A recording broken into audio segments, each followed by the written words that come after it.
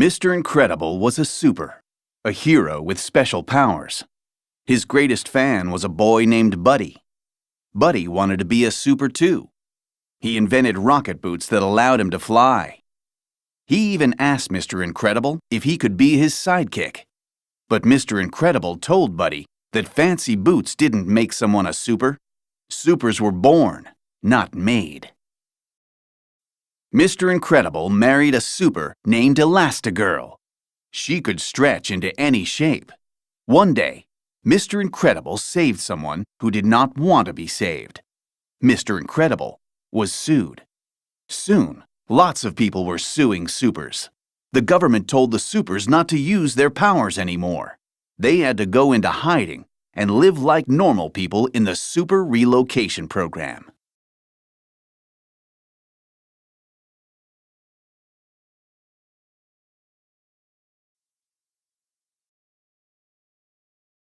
Mr. Incredible and Elastigirl became Bob and Helen Parr. They lived in the suburbs and had 3 kids, Violet, Dash, and Jack-Jack.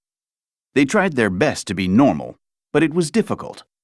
Violet could generate force fields and turn invisible. Dash had super speed. Only little Jack-Jack didn't seem to have any powers. Bob missed saving people. So did his friend Lucius. He had once been a super named Frozone. One night, Bob and Lucius saved some people from a fire.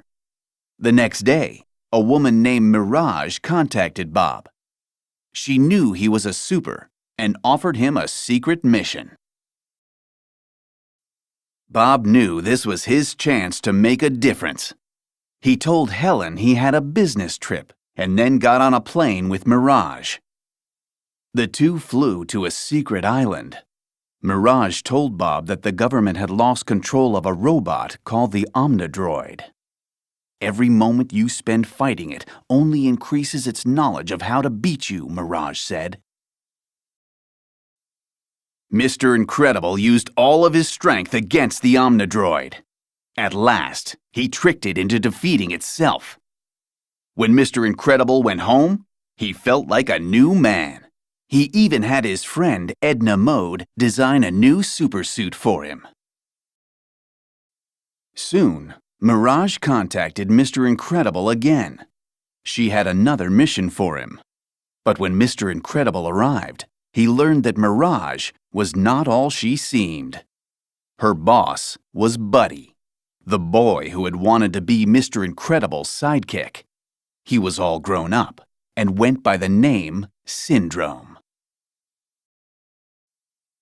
Syndrome had invented the Omnidroid to make himself more powerful. He tried to capture Mr. Incredible, but the super escaped. In an underwater cave, Mr. Incredible found the remains of Gazer Beam, a super who had died battling the Omnidroid. Mr. Incredible knew he had to stop Buddy.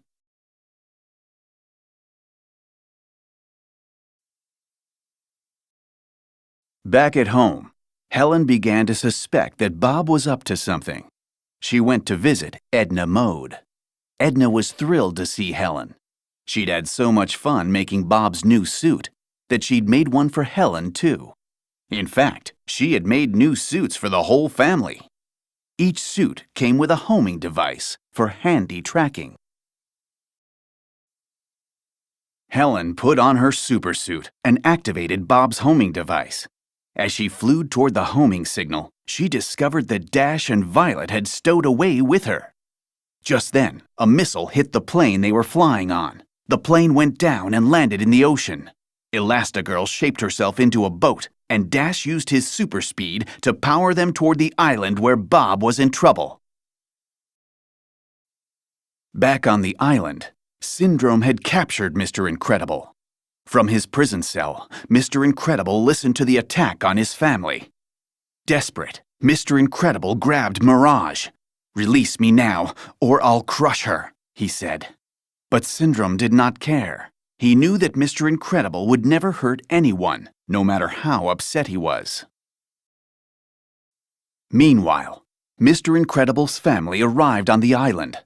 Elastigirl brought the children to a cave.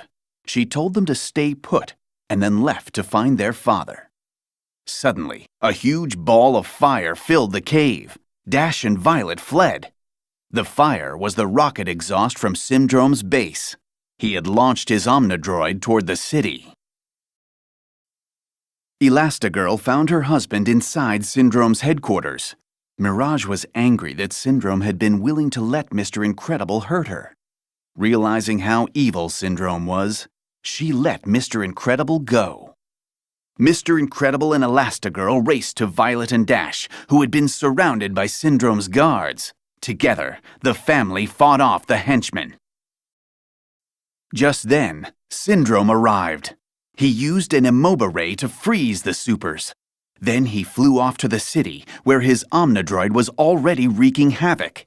He planned to defeat the robot in front of the whole city. Then everyone would think he was a hero. Violet used a force field to break the Immobile Ray's hold on her. She freed the rest of her family, and they flew to the city. When they arrived, the Omnidroid was destroying everything. Syndrome tried to use a remote control to stop it, but the robot had become too powerful. It knocked Syndrome out. It was up to the supers to save the day. Individually, they were awesome. As a team, they were unstoppable. Their old friend Frozone showed up, and together they defeated the Omnidroid. The people of the city cheered, glad that the supers had returned. When the Incredibles got home, Syndrome was flying above their house with Jack-Jack.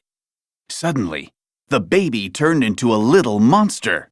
The villain dropped him. As he fell, Jack-Jack pulled off part of Syndrome's rocket boot.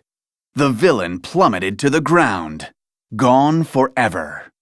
Mr. Incredible threw Elastigirl into the air. She caught Jack-Jack and brought him safely back to the ground. With the danger in the city over, the Incredibles returned to their undercover life. But fitting in was just a little easier now. Violet was more confident, and Dash was able to use his super speed on the track team.